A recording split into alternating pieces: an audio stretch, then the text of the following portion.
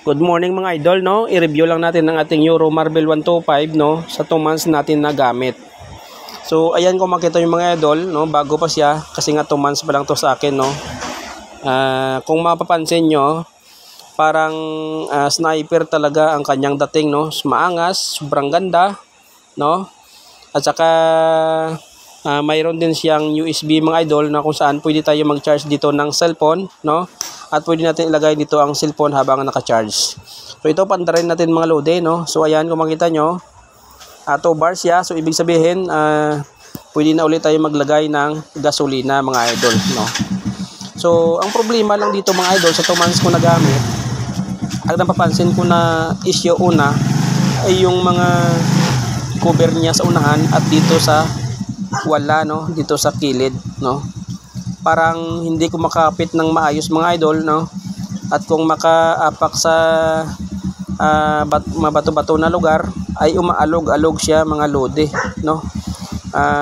Siguro dahil ito ay hindi original na sniper, dahil ito ay copy paste lang, no?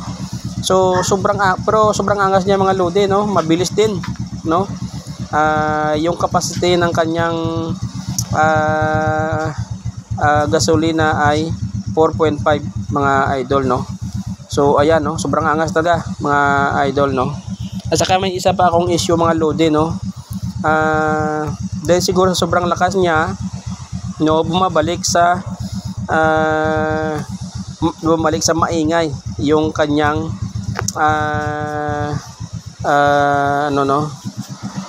basta maingay siya mga lode, no? So siguro dahil sa sobrang lakas niyan mga lode, no, at saka dahil binabiyahe ko ito ng long distance, so siguro bumabalik sa normal ang kanyang ingay, no. Pero sobrang angas niya mga lode, no.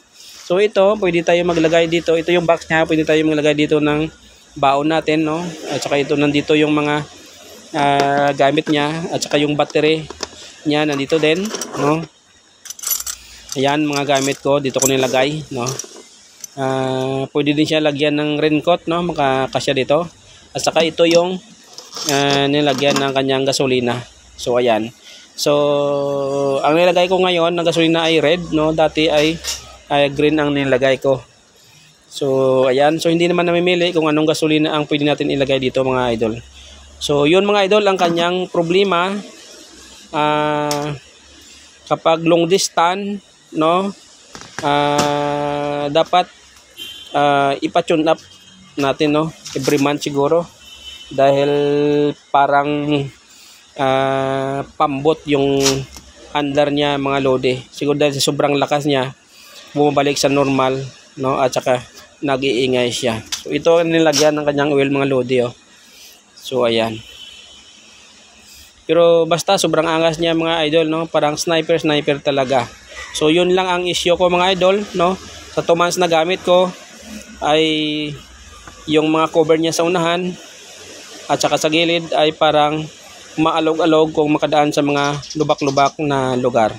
Pero sobrang angas niya mga lode, no? So saka dapat siguro dahil itong na-experience ko, so dapat every month siguro ay i-tune up natin ito.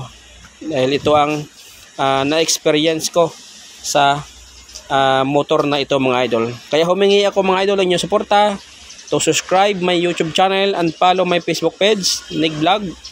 At maraming salamat mga idol. Don't forget to share and like sa video na ito mga lode.